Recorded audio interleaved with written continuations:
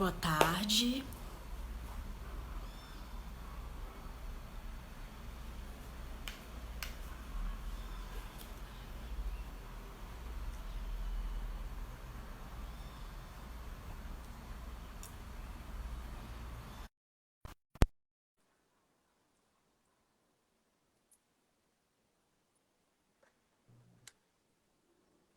Boa tarde, Ô, Milena, tudo bom? Olá, Mona Lisa, boa tarde. Bem, Tudo bom? boa Tá dando tarde. para me ouvir direito? Sim, pra mim tá ótimo. Tá, né? Tá sim. Boa tarde a Pronto. todas e a todos, né? Oi, Vlad, oi, Letícia, vendo aí as mensagens de vocês, né? Agradeço mais uma vez a presença de vocês aqui conosco, né? Acompanhando o Nepsis na quarentena. Quem está chegando aí pela primeira vez para conhecer, sejam bem-vindas e bem-vindos, né? Meu agradecimento hoje vai especialmente para a Milena pela presença e a participação aqui conosco, né? Milena, que eu também conheci na universidade, foi minha aluna, né? E hoje está Sim. aqui como colega para compartilhar com a gente o trabalho que ela vem desenvolvendo, né? Milena, que hoje é mestranda lá na Universidade Federal do Delta da Parnaíba, né?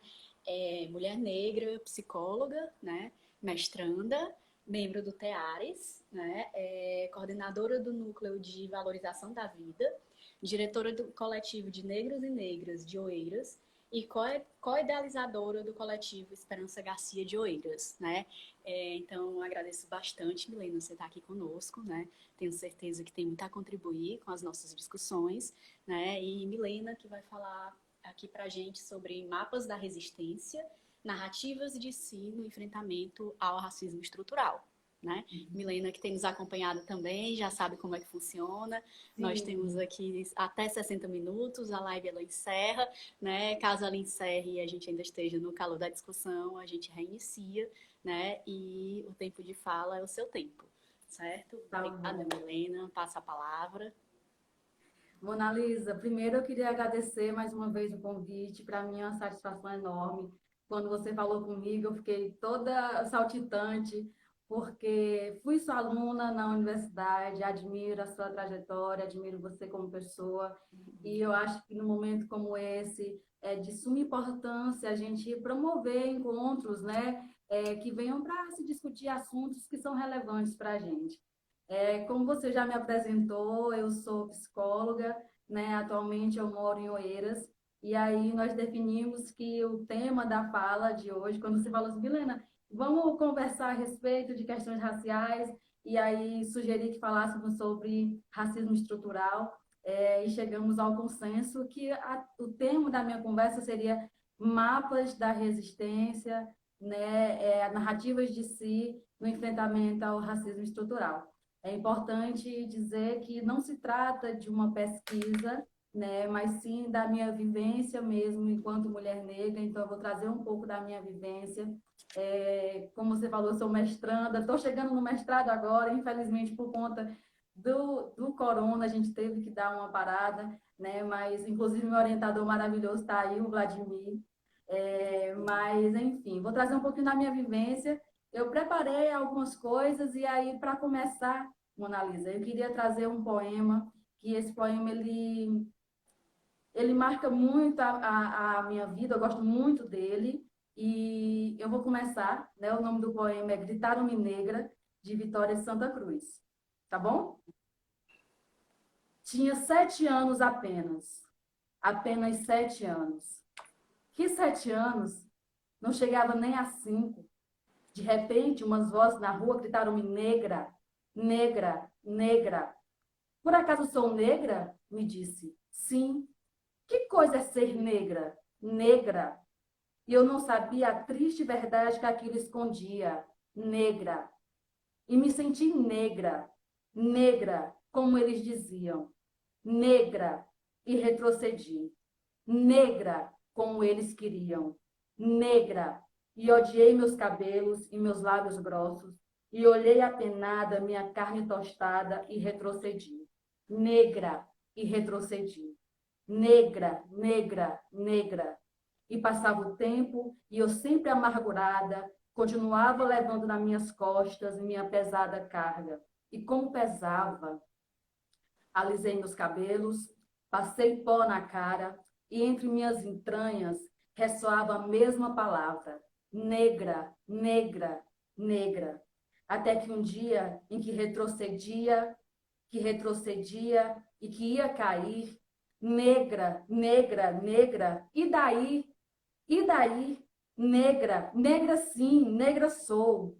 De hoje em diante, eu não quero alisar os meus cabelos, não quero. E vou rir da cara daqueles que, para evitar algum dissabor, chamam negro de gente de cor. E que cor? Negra. E como soa lindo, negro. E que ritmo tem? Negro, negro, negro, negro, negro. Afinal já compreendi. Afinal, já não retrocedo. Afinal, avanço segura. Afinal, avanço e espero. Afinal, bendiga aos céus, porque quis Deus que negro azeviste fosse minha cor. E já compreendi. Afinal, já tenho a chave. Negra, negra, negra sou.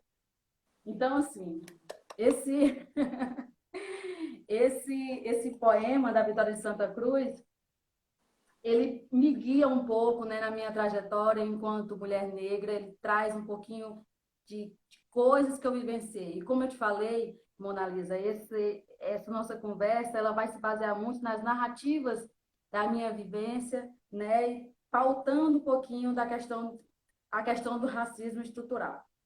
E aí, para a gente falar, para começar a falar mesmo a respeito de racismo estrutural, é importante que a gente trabalhe os conceitos. E aqui eu vou citar bastante o Silvio Almeida, que é autor do livro Racismo Estrutural, né? E aí eu já vou iniciar trazendo esse conceito, nessa diferenciação entre o que é preconceito, discriminação e racismo. Porque ainda existe essa, como diz minha mãe, ainda tem muita gente que coloca tudo no mesmo balaio, e existe uma diferenciação, e a gente precisa saber desses conceitos para poder entender o que é o racismo estrutural. Vou começar pelo preconceito. O que é o preconceito? Preconceito é quando eu capto o imaginário social, né? E eu atribuo esse imaginário social ao julgamento que eu faço às coisas. Como, por exemplo, quando eu digo que todo negro é bom de futebol, eu estou ali atribuindo para mim um imaginário social e colocando esse imaginário social como julgamento, dizendo que todo negro é bom de futebol, ou que toda negra sabe sambar, né? Ou que todo oriental é bom de cálculos. Isso é um preconceito. Preconceito é baseado em estereótipos, né? Já no que diz a respeito à discriminação, discriminação é um ato de poder. Para haver discriminação, é preciso que haja poder. E quem discrimina sabe que existe poder ali. Discriminar é o ato de diferenciar as coisas. No que concerne ao racismo, e aí eu queria pedir a vocês que se eu estiver falando rápido demais, vocês me avisassem, porque às vezes eu acelero as coisas. Não, tá de Mas, boa. enfim, Eu também aviso aqui. tá bom. Já no que diz respeito ao racismo, é justamente essa junção do preconceito e da discriminação que é sustentada por um sistema. O racismo é sustentado por um sistema. É por isso que a gente fala em racismo estrutural. É porque existe uma estrutura baseada em discriminação e no preconceito, né, que sustenta esse racismo, tentando inferiorizar determinadas raças, né? O racismo, ele é um processo histórico e político, e ele atribui vantagens e desvantagens a determinados grupos. Como o Silvio Almeida diz, o racismo, Mona Lisa, ele não é um ato. O racismo, ele é um evento, né? Então, o racismo é muito maior do que aquilo que a gente possa imaginar. E nesse processo, nesse evento que o Silvio Almeida ele denomina, a gente poderia citar a questão do apagamento histórico da população negra. Por exemplo, se a gente pega uma comunidade italiana, por exemplo, provavelmente eles vão saber de onde eles vieram, de qual região da Itália os familiares deles vieram, saber de todo o seu contexto histórico. Quando nós falamos da população negra, nós temos um apagamento histórico. Por exemplo, eu não sei de onde os meus ancestrais vieram. E aí, nesse momento, eu fiz um mapa mesmo, viu? Eu peguei várias coisas para poder usar aqui na live. E aí, nesse momento, eu pego essa bonequinha aqui, essa bonequinha Abayomi, né? Para falar justamente desse apagamento. Tá dando para ver aí direitinho? Dá, tá ótimo. Para falar justamente desse apagamento histórico que essa estrutura ela faz com a população negra. Eu não sei de onde meus ancestrais vieram. Eu não sei de que país da África eles vieram. Eu não sei da história deles. Eu só sei da história da minha avó, a partir da minha avó, para os dias de hoje. Antes da minha avó, eu não sei. Por que foi que eu trouxe a bonequinha Abayon? Porque dizem, né, as histórias dizem que essas bonecas, elas eram construídas, eram feitas por mulheres dentro dos navios negreiros. Elas tiravam retalhos das suas roupas e faziam essas bonequinhas para acalentar seus filhos durante essas longas viagens que os povos negros faziam no período da escravidão. Né? Então, é sinônimo de resistência, é sinônimo de luta. Foi por isso que eu trouxe, para remeter, né, à minha história. Porque eu não tenho, como eu disse, eu não tenho conhecimento de onde a minha família veio, né? De que país da África a minha família é. Mas eu sei que eu tive uma avó muito forte, né? Que teve 8 filhos, que criou esses 8 filhos sozinha, porque o marido abandonou. E eu também sei que a minha avó, por parte de pai, teve 10 filhos e que também sofreu, né, por ter que criar tantas crianças assim. Né? Então, o que eu estou querendo dizer é que esse racismo, esse sistema estruturado no racismo, ele trabalha com o apagamento histórico, né? Então, se você me perguntar qual força ancestral me guia, eu só posso dizer que é da minha avó, porque antes disso, eu não sei dizer. Tem uma frase, tem um dialeto africano que diz o seguinte: se a gente não sabe de onde veio, é muito difícil saber para onde iremos. E eu acho que é justamente aí, por aí, né, que foi feito mesmo esse trabalho de apagamento histórico com a população negra, né, com os negros que vieram para cá.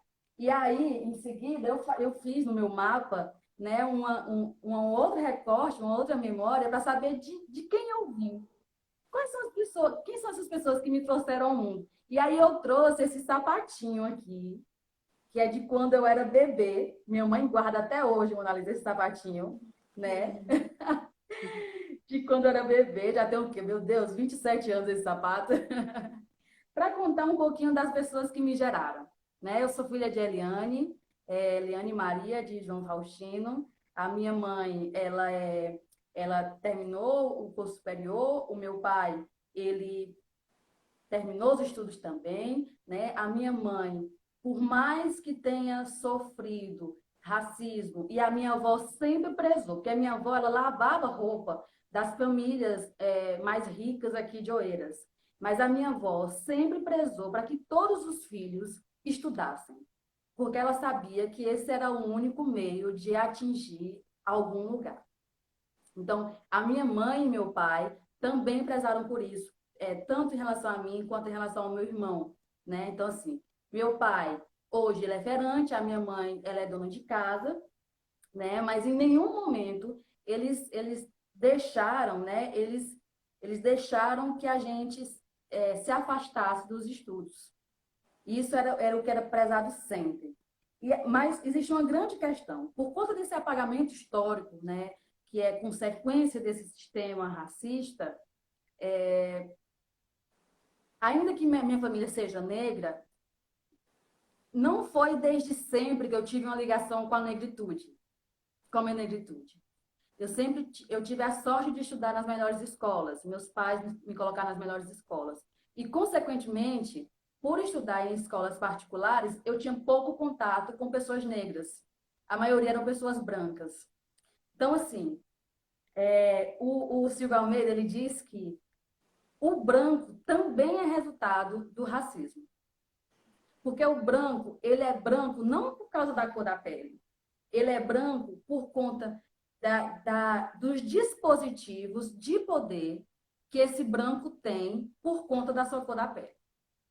Então, assim, eu sempre estudei em escolas particulares e eu tinha mais acesso a pessoas brancas. Consequentemente, eu vi essas pessoas brancas tendo acesso a dispositivos de poder, isso ao longo da minha vida também, tendo acesso a dispositivos de poder, o que me fazia pensar assim, bom, se ele é branco, ele tem acesso a isso, eu tenho que estar o mais próximo possível dessa branquitude, para que eu possa ter acesso também a esses dispositivos de poder. Então, assim, a minha infância, quando eu fui fazendo tópicos e fazendo o meu mapa, quando eu fiz as memórias da minha infância, e aí está aqui também, dentro da memória da minha infância, uma boneca, a Barbie, né? Uma boneca Barbie que eu ganhei na infância, e também uma sapatilha de ponta de quando eu fazia balé. Fui bailarina, viu, Ana Lisa? Olha. Quando eu trago essa boneca e essa sapatilha para fazer esse mapa da minha infância, é justamente para lembrar que durante toda a minha infância, ainda que eu tivesse família negra, a sociedade me dizia e ainda diz que o padrão de beleza aceitável é o branco. E quando eu trago essa sapatilha, eu me recordo das vivências que eu tive na infância, na escola mesmo, sabe? Nos momentos de dançar, onde eu era sempre a última a ser escolhida, né? Ou às vezes era colocada de fora. Outro dia, conversando com minha mãe a respeito disso, perguntei assim, mãe, quando foi que a senhora viu que eu sofri racismo pela primeira vez?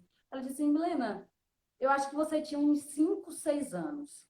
Então, veja só, era uma criança de 5, 6 anos, e minha mãe disse que, em determinada situação, numa dancinha de escola, é, nenhuma criança queria dançar comigo. Nenhuma criança queria dançar comigo. E é importante a gente ressaltar que, quando a gente fala de racismo estrutural, nós estamos falando de uma sociedade. Milena? Oi, Pronto, é porque travou aqui. pronto.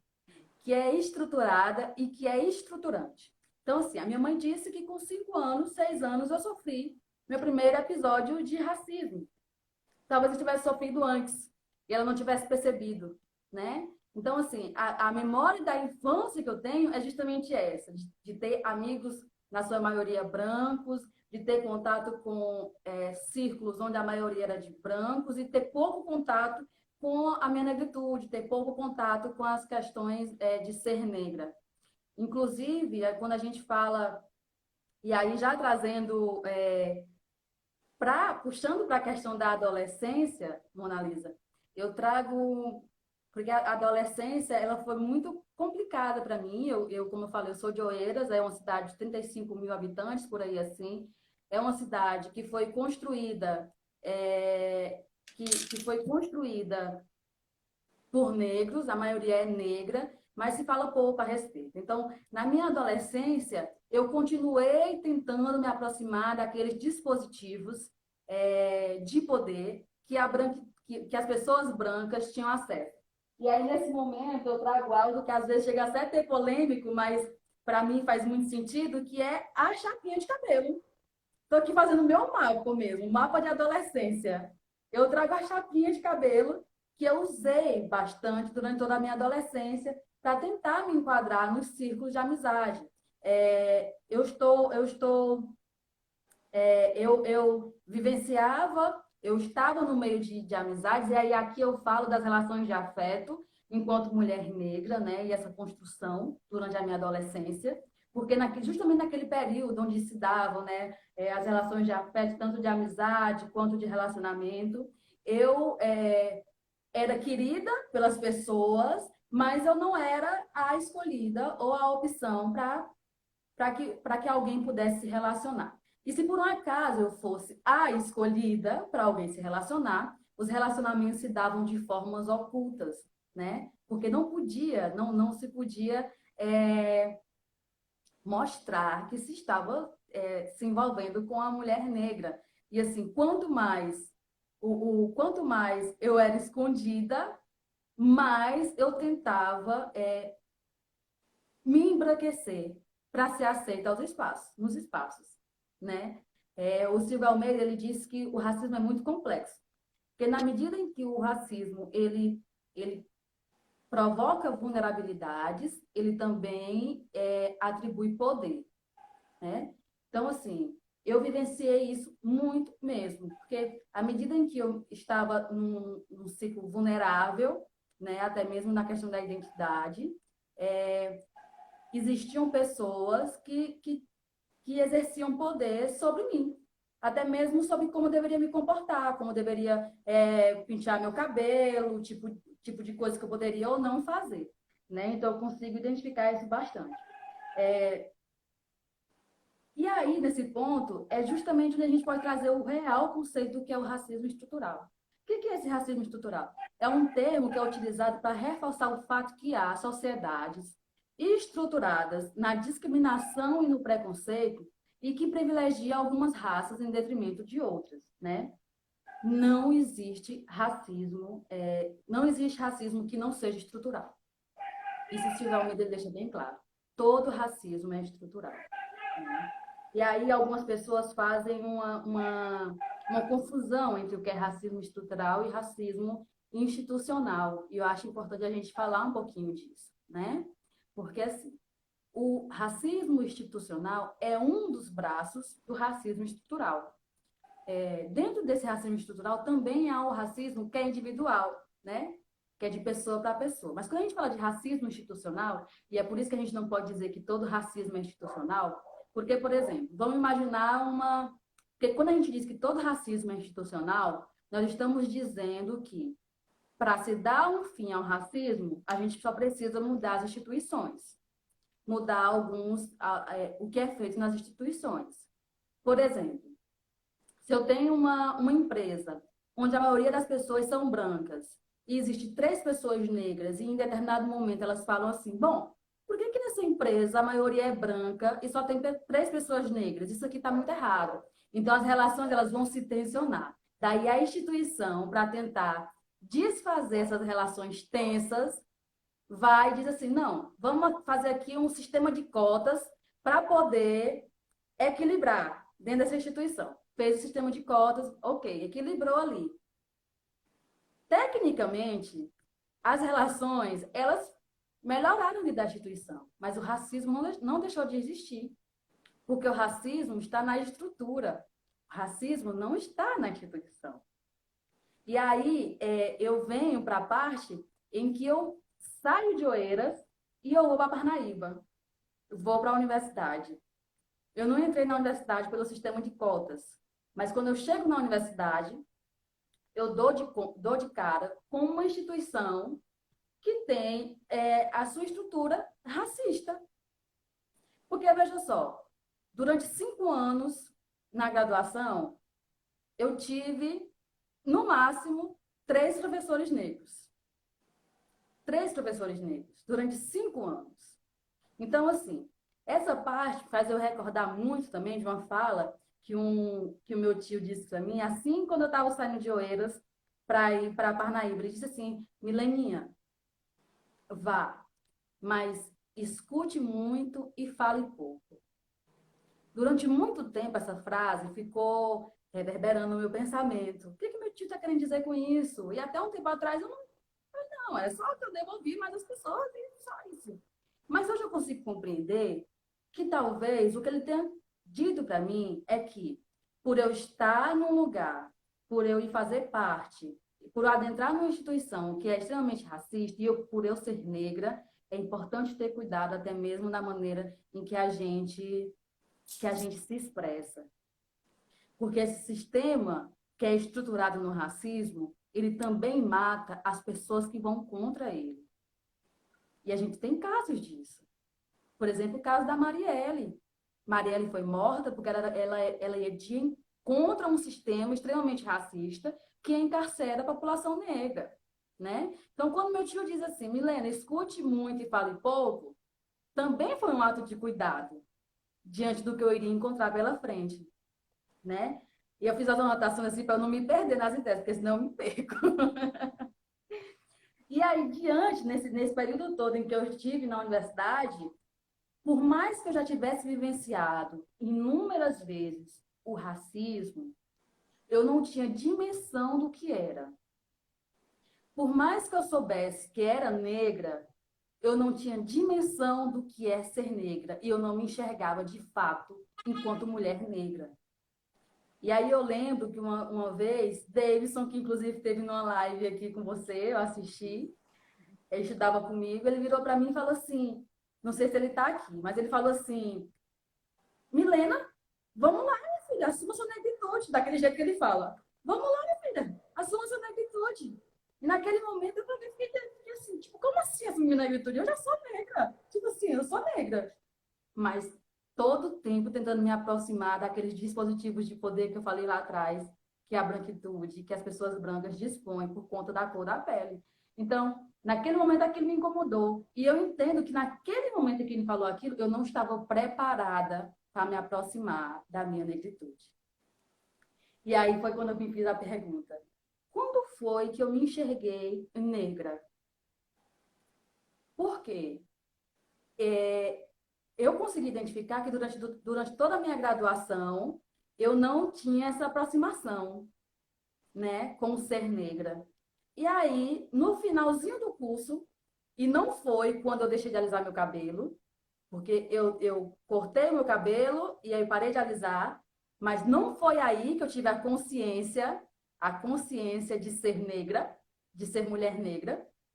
Foi depois disso, né?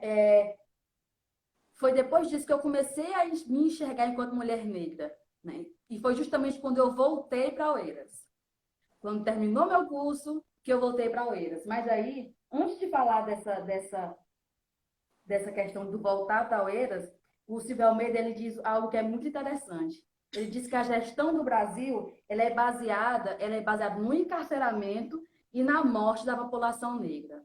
No finalzinho do meu curso, eu já tava me aproximando da negritude. Então, eu já tinha essa noção de que eu era mulher negra e que esse sistema estruturado no racismo, a qualquer momento, está pronto para me matar ou para me encarcerar. E eu precisava ir contra as estatísticas. E aí é por isso que, nesse momento, eu trago algo que é muito significativo para mim.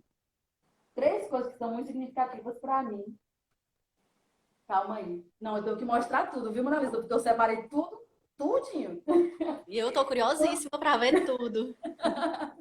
Quando eu falo de me enxergar mulher negra, foi no momento em que eu comecei a ter bonecas negras, né? Bonecas pretinhas. Essa daqui foi a minha primeira. Essa aqui foi a primeira que meu pai me deu. E aí depois eu comecei a ter. E aí hoje, depois de adulta, 28 anos no couro, toda vez que eu vejo boneca preta, eu quero trazer para mim. E também o meu pente garfo, que eu considero que é sinônimo de libertação.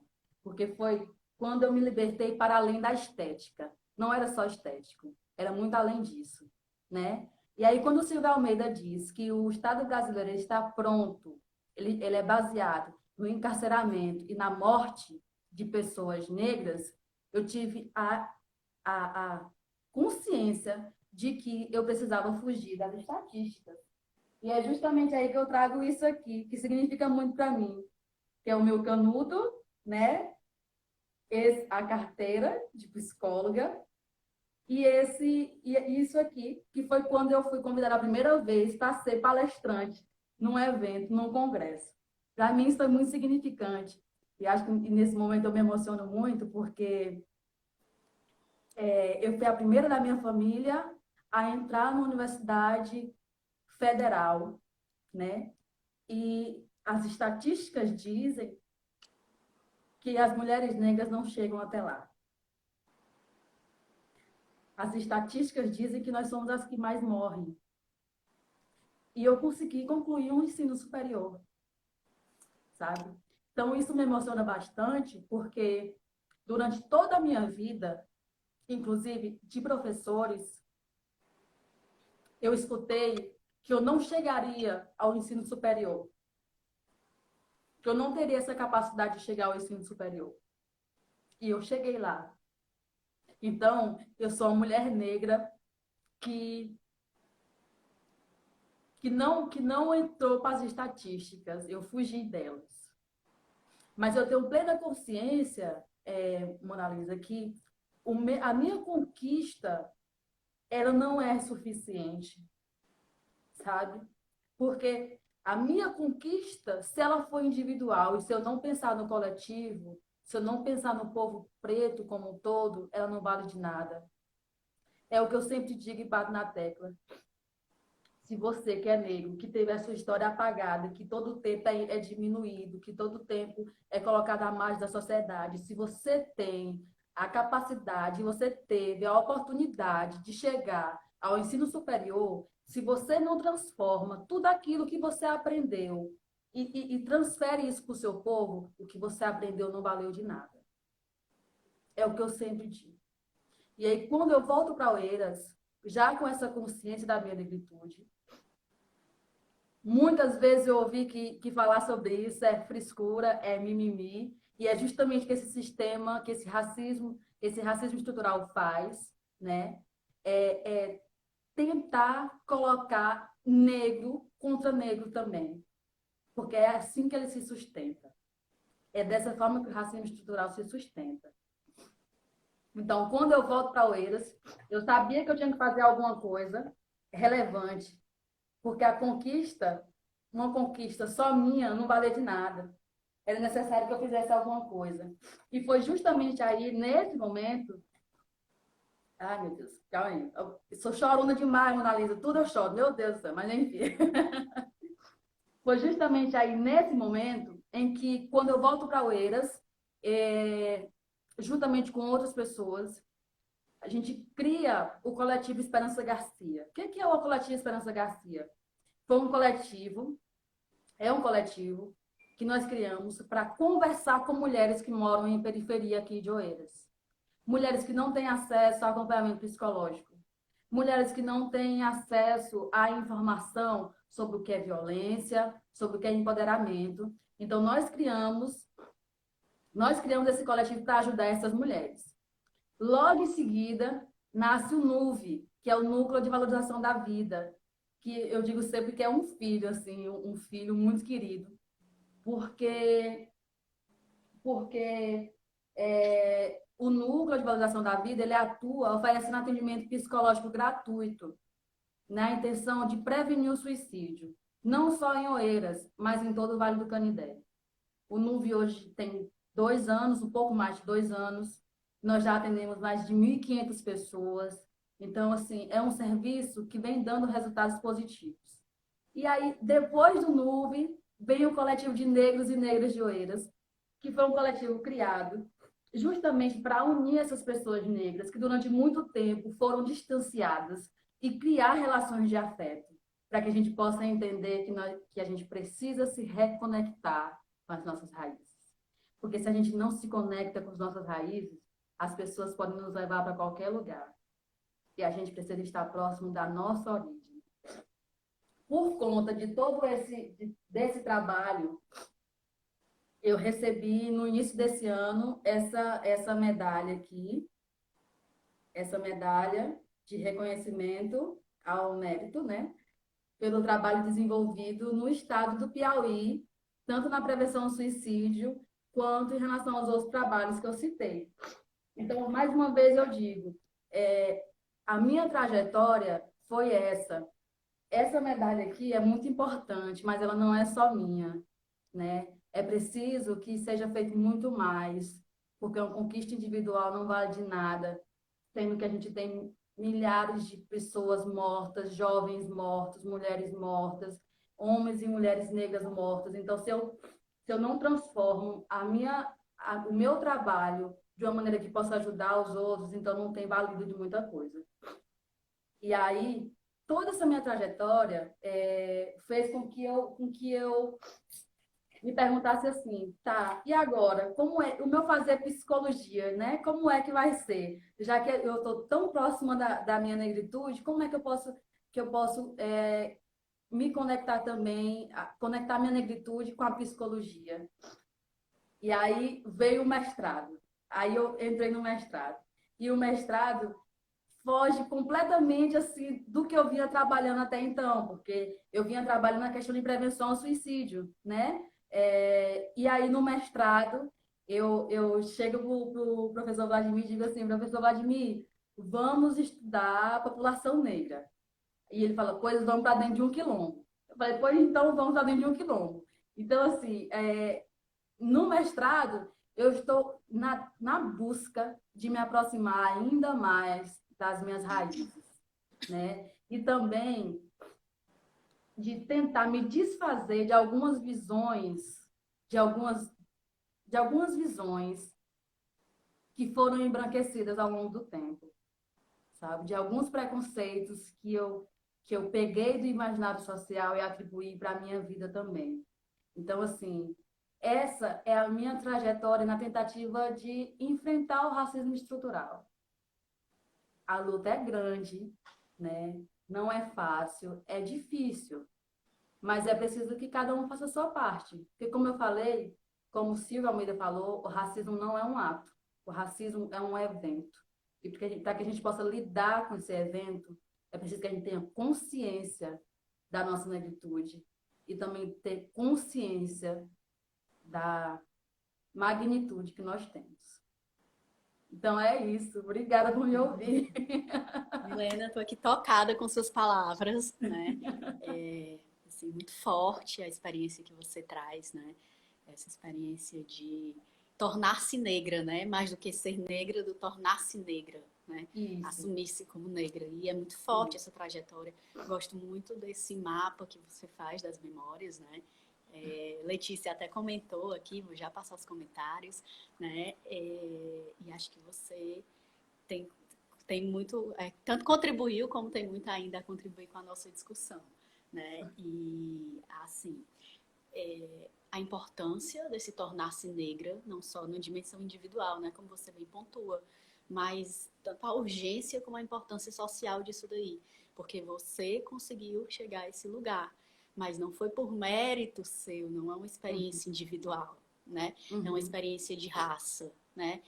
exato. É, e aqui, sem querer, de forma alguma, tirar o foco da sua experiência de mulher negra, mas pontuar também o fato de mulher, né? Sim, A academia também é um lugar muito excludente para com as mulheres. Né? sim, E às vezes a gente nem percebe isso. Eu mesma organizando o calendário das lives, eu fui olhar, poxa, eu tô quase não recebendo mulheres, né? Como assim? Como assim as mulheres estão na academia e a gente está dando mais sim, espaço para homens, né? Não é uma disputa também entre homens e mulheres, mas que a gente entenda, né, que isso reproduz um modelo que tem se constituído e que tem marcado, né? Que exatamente. tem marcado as relações. Então, para além da negritude, né, pontuar também a questão do ser mulher nesses Sim, espaços que você tem ocupado, né? sim, sim. E assim, a sua fala também me desperta uma memória afetiva muito, assim, muito que eu olho com muito carinho, mas também com muita dor, né? Que foi do período que eu estive no Quênia, né? Uhum, O tempo que eu passei no Quênia, numa missão humanitária, né? E aí quando você traz a sapatilha, isso me faz inclusive sentir os cheiros de lá, né? Porque enquanto eu estava lá, eu acompanhava uma das crianças que estavam lá na casa, que era uma espécie de, era uma casa de abrigo, né? Uma espécie de orfanato para crianças vítimas da violência, né? Da violência sociopolítica e intensificada pelo contexto da guerra civil que o Quênia vivia no momento que eu estava lá, né? E essa criança era uma menina de 11 anos, né? É, que estava fazendo balé, né? Que uhum, fazia balé, negra, queniana, negra, né? uhum, Nós estávamos na casa dela, no país dela, né? Quando você diz, eu não sei de onde eu vim, né? Ela estava lá na casa uhum, dela, né? Com as irmãs e os irmãos negros, né? E aí quando a gente saía do espaço do abrigo e chegava até a escola de balé, né? Ela era uma estranha lá, porque ela era a única menina negra da escola, porque era uma uhum, escola de balé internacional da Inglaterra, né? E que todas as crianças que faziam balé eram filhas de diplomatas, brancas, naquele modelo muito europeu, né? E ela, uhum, dentro da casa dela, era a diferente, era a excluída, né? Na uhum, realidade do Quênia, em que são, assim, pelo menos de forma visível, a população branca ela é muito inferior da população negra, né? Que são os Uhum. habitantes locais, inclusive os brancos, as pessoas brancas são chamadas de muzungo, né? E dentro da casa dela, do país dela, do mundo dela, com os irmãos e as irmãs dela, ela era a sujeita estranha ali, né? Como se aquela experiência não fosse para ela, né? Uhum. E assim, era muito doído ver essa dor de exclusão dessa menina, né? Aí eu te imagino também, óbvio que eu nunca vou alcançar essa dimensão, é só no âmbito da imaginação, né? Menina, criança, negra, bailarina, né? Uhum. Fugindo dos padrões de cor, fugindo dos padrões de corpo, né? Uhum. Fugindo dos padrões de beleza e de movimento, né? Uhum. Dentro do que o balé exige. Né? Exatamente, E exatamente. aí eu Isso me nesse. recorda, isso faz com que eu recorde também uma situação parecida com essa, em que era feita uma coreografia e tal, e aí uma pessoa de fora estava assistindo falou assim, mas tu vai dançar, assim, você vai dançar, né? Tipo, como se estivesse falando assim, uma bailarina negra aqui participando dessa movimentação e tudo, né? E então, isso que você fala também faz com que eu recorde de algumas situações que eu passei, como eu disse para você, eu não tinha noção, não tinha dimensão do que de fato era aquilo, né? E que hoje eu consigo enxergar de fato o que que era, né? E aí você diz que sua mãe lembra do primeiro episódio de racismo com 5, 6 anos, né? Sim. Mas quase que com certeza isso vem de muito antes, né? Uhum. Desde já presenciei algumas vezes na escola, né? Crianças pequenas mesmo, para a escola, né? 2 anos de Uhum. idade não querer pegar na mão da coleguinha porque a coleguinha é negra, né? Uhum. E assim, isso não Poxa, vem das crianças, né? eu puxando aqui o negócio. Mas, sim, isso que você está falando é muito real, assim. Quando nasce uma criança negra, assim, eu tenho mesmo o discurso da minha mãe, né? Das pessoas dizerem assim, ah, mas tem que ficar afinalando o nariz da criança, né? Tem que ficar assim, para ele ser mais fino. Tem que botar assim uma bandana, né? Para a orelha ficar mais coladinha e etc e tal. Como uma forma mesmo de tentar fazer com que essa criança tenha traços mais é, apresentáveis, né? Do que a sociedade acha bonito e aceitável. E isso, infelizmente, mostra, né, como a nossa sociedade está, sei lá, eu vou usar o termo doente, né, está adoecido, ou como tem se pautado em padrões que muitos nos distanciam, né, de um bem-estar humanitário, sei lá, Sim, sim. enfim, algo nessa ordem de considerarmos as diferenças, né, e concebermos as diferenças como alteridade, né, numa Uhum. perspectiva ética. Exato, Enfim, vou exatamente. adentrar. Desculpa. Não, eu estava concordando. Eu vou adentrar aqui, tem alguns comentários, né?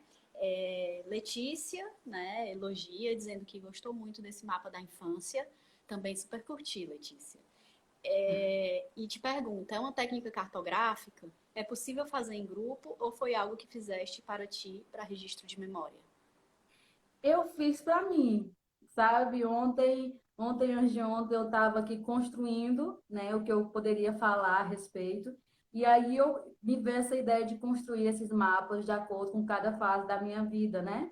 E aí foi algo que eu construí. Inclusive, o Lucivando falou assim: tu tem que escrever sobre isso aí, porque isso daí é muito relevante, escreva a respeito, porque pode fazer a Sim, muito diferença. interessante mesmo. Construir para esse momento, mas se você quiser, a gente escreve a respeito. Vamos fechar essa parceria. Inclusive, ela propõe aqui, né, principalmente nessa técnica para pensar essa técnica como uma técnica grupal Travou, e que quer travou. conversar com você e Vlad, né? Ah, ótimo. Letícia também afirma, né, que um trecho da tua fala faz lembrar do primeiro capítulo do livro da Grada Quilomba, quando a Grada fala da máscara, né, Sim, da sim. questão da máscara, Uhum. né? Defenda o SUS, né? Afirma. Conseguir chegar ao ensino superior é uma conquista, sim, mas se manter lá é um desafio constante, eu que o diga. Exatamente. É um desafio constante e assim, trazendo para a minha vivência. eu sempre quis entrar numa universidade pública, porque eu sabia que as condições da minha família não permitia que eu entrasse numa universidade particular. Então, assim, quando eu vou para Parnaíba, foram momentos, foram 5 anos difíceis, né, por questões financeiras, mas como eu falei lá no início, os meus pais, eles sempre prezaram pela educação. Então, os esforços sempre foram para me manter estudando, né? E assim, não só das questões financeiras, mas as questões mesmo de vivência dentro da academia, como eu tinha falado anteriormente. A gente chega numa instituição que é racista, baseada numa estrutura racista, e que para a gente viver, conseguir permanecer lá, de fato é muito difícil. Várias vezes eu pensei em desistir do curso, né? Justamente por essa dificuldade de conseguir permanecer em alguns espaços, né? Mas felizmente consegui concluir meu curso. Selena Maria Carneiro escreve, né? Porque o oeirense desconhece este trabalho tão precioso. Quando você fala do trabalho no Centro Esperança Garcia e também pela medalha, né? Que inclusive quero te parabenizar. Obrigada. Pois é, assim, é uma pergunta que eu também me faço, porque, por exemplo, o NUV, que é o Núcleo de Valorização da Vida, ele foi reconhecido como um serviço que é importante para o Estado, né? E dentro de Oeiras ainda existem pessoas que não conhecem o serviço. Não é por falta de comunicação, né? A gente comunica bastante. Mas existem outras questões, inclusive as questões políticas que cidades pequenas ainda trazem, sabe? Então, eu acho que, infelizmente, a forma como algumas politicagens são feitas prejudica muito mais a população, né? Então, talvez por isso algumas pessoas não consigam ter esse acesso. Carla Gabriela, né, escreve: Milena, parabéns pela sua história. Gostei de você estudar o quilombo. Tem algum território quilombola próximo à sua região? Tem os potes, né? Tem os queiróis, tem o Canto Fazenda Frade, né? Mas eu e o meu orientador, nós não iremos estudar por aqui, né? Nós iremos estudar aí pertinho de Parnaíba, né? O quilombo de Itaperinha, né? Então, mas aqui em Oeiras tem, inclusive tem acesso, conheço alguns quilombos, né? E que inclusive eles são bastante articulados, muito organizados, né? E eu fico muito feliz quando eu vejo as reivindicações deles, as movimentações, porque eu acho que isso que é preciso mesmo, essa movimentação, essa organização. Então, Milena, as questões são essas, né? Além dos vários corações, das carinhas com coração, dos elogios, né? Te agradeço bastante mesmo, fico muito honrada em te ouvir mesmo e trazer essa experiência que tanto nos afeta, né? Agradeço a participação, desejo sucesso aí na trajetória, né? Estamos abertos aqui, no EPSIS, né? A te ouvir outras vezes, certo? Então, se Monalisa, eu que aproxime, agradeço. agora que você está em Parnaíba de volta, né? Chegue junto também. Agora que eu estou em Parnaíba, não vai ter como. Vamos marcar essas conversas, esses encontros aí para a gente poder conversar bem mais a respeito. Eu quero agradecer mais uma vez, Monalisa, o convite, agradecer o espaço, agradecer as pessoas que nos acompanharam aqui nessa discussão. Eu fiquei muito feliz com a repercussão que teve, né, esse momento, né, essa live que nós iríamos construir. E dizer que eu estou à disposição, não só para falar a respeito de racismo estrutural, mas para falar de várias outras vivências, né? Só me dá um oi que eu estou disponível, viu? Muito obrigada. Obrigada, Milena. A galera está agradecendo aí, né? Quero mais uma vez agradecer a todas e a todos que estão acompanhando aí o Nepsis na quarentena, né? Vou lembrar aqui mais uma vez do nosso canal no YouTube, né? Ele vai sair, ele vai Sim, funcionar, né? já estou inscrita já. Obrigada.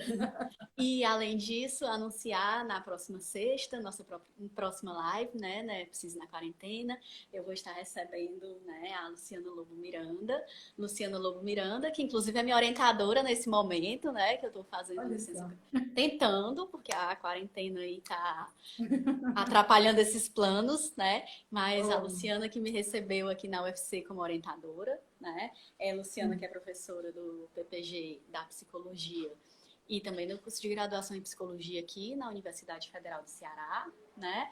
É coordenadora do Lapsus e do projeto de extensão da nossa escola que falamos, né?